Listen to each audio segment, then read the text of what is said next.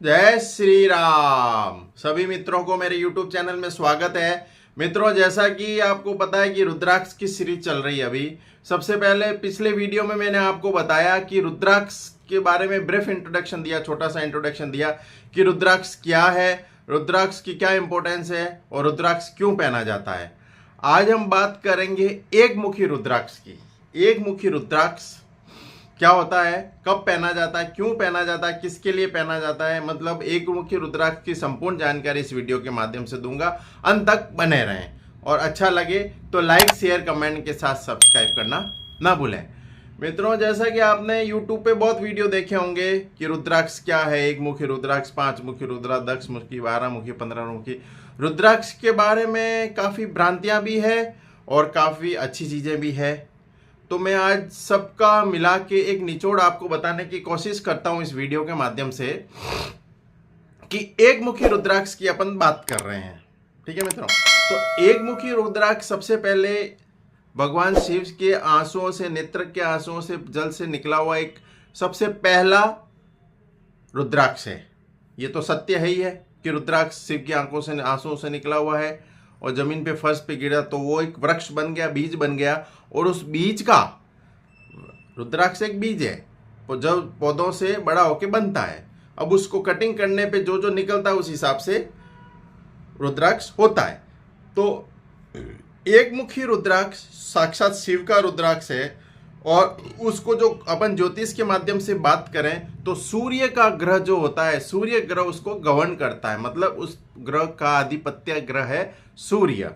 एक मुखी रुद्राक्ष का जो ग्रह है वो सूर्य है।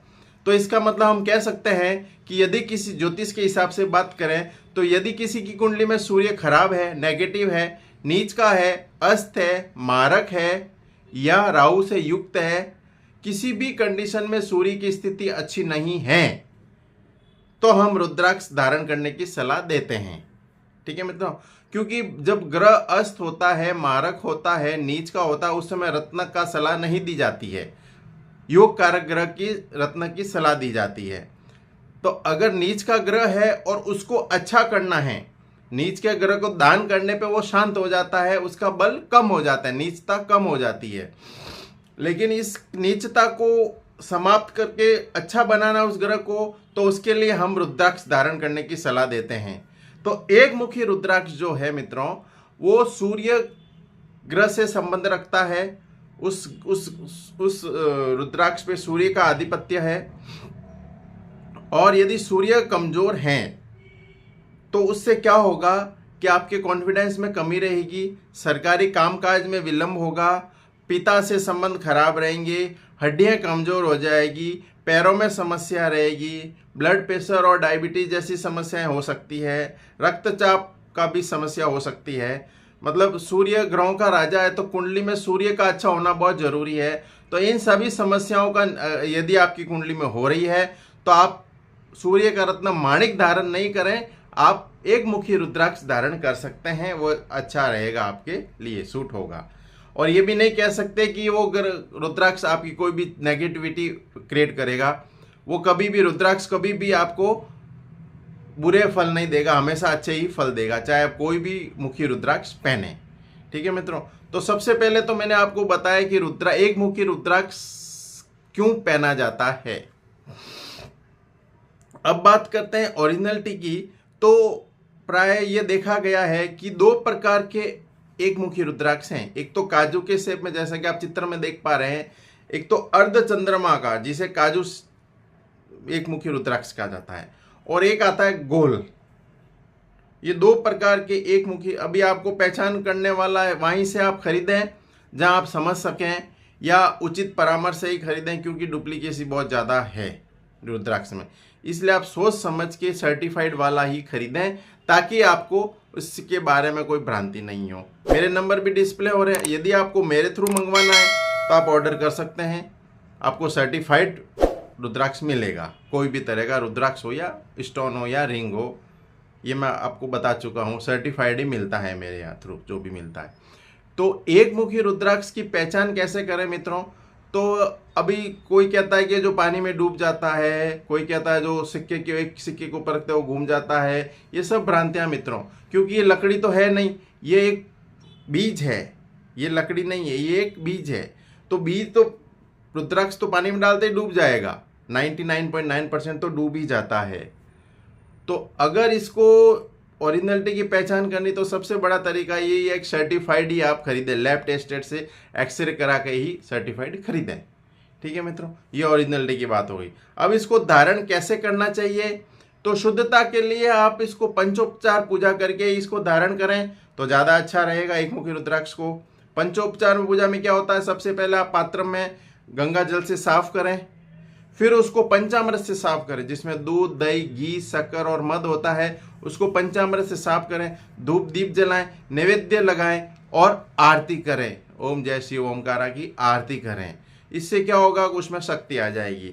और फिर जो है इसमें ओम एम रीम ओम नमः शिवाय का 108 दफे आप जाप करें, तो इससे क्या होगा कि इसमें प्राण आ जाएंगे। वैसे तो ये साक्षात शिव का ही है, लेकिन एक मन की शांति के लिए और शुद्धता के लिए अपन को ये पंचोपचार पूजा और ओम नमः शिवाय का जाप और आरती करना चाहिए। फिर इसको चांदी में धारण करें, सोने में धारण करें या लाल धागे में धारण कर सकते हैं। अष्ट धातु का जो हार आता है उसमें भी आप धारण कर सकते हैं, लेकिन काले धागे में आपको धारण नहीं करना है।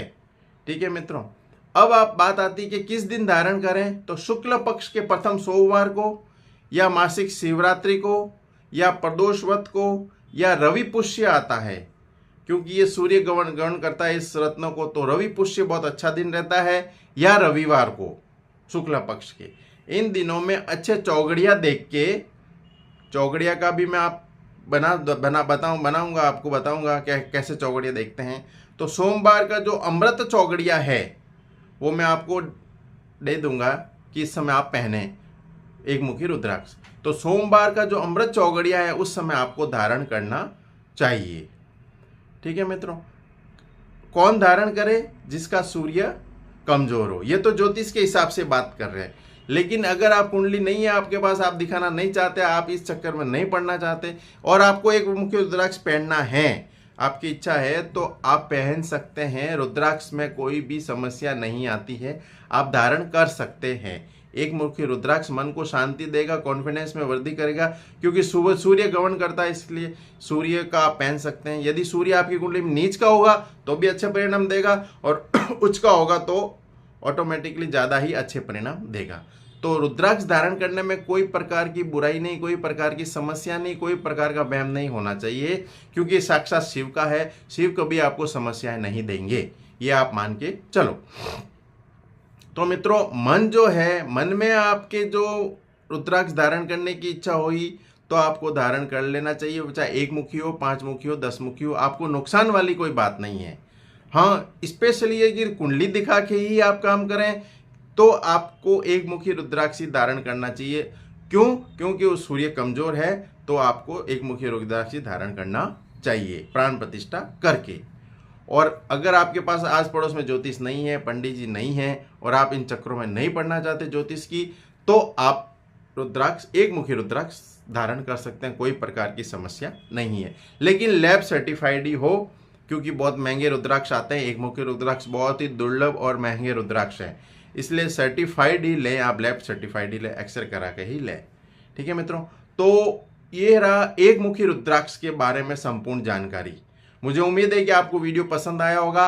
आप आगे से आगे ज़्यादा से ज़्यादा इसको शेयर करें, ताकि सभी व्यक्ति इसका लाभ ले सके। आपको आस पड़ोस में इधर उधर जाने की कहीं जरूरत नहीं है, कहीं भटकने भी जरूरत नहीं है, और मेरे माध्यम से ही आप खरीद सकते हैं, मेरे माध्यम से आप सलाह ले सकते हैं, कुंडली का विश्लेषण भी करवा सकते हैं। नंबर डिस्प्ले हो रहे हैं, तो मैं आपको संपूर्ण जानकारी देने की कोशिश करूंगा, और आगे 2 मुखी, 3 मुखी, ऐसे सब एक एक का अलग अलग विवेचन करूंगा, कुंडली के माध्यम से भी और जनरल माध्यम से भी, दोनों का ही एक ही वीडियो बनाऊंगा कि आप क्यों पहन सकते हैं, इसका क्या रीजन है। तो एक मुखी रुद्राक्ष के बारे में मैंने आपको संपूर्ण जानकारी दी।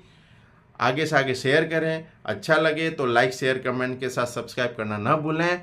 और आपको कोई भी परामर्श चाहिए ज्योतिष की, कुंडली की, रत्न की, रुद्राक्ष की, तो मैं मेरे दिए गए नंबर पर संपर्क करें, व्हाट्सअप करें, या आप कमेंट सेक्शन में भी आप बात कर सकते हैं। मेरे और भी अच्छे से अच्छे वीडियो लाऊंगा। तब तक के लिए जय श्री राम।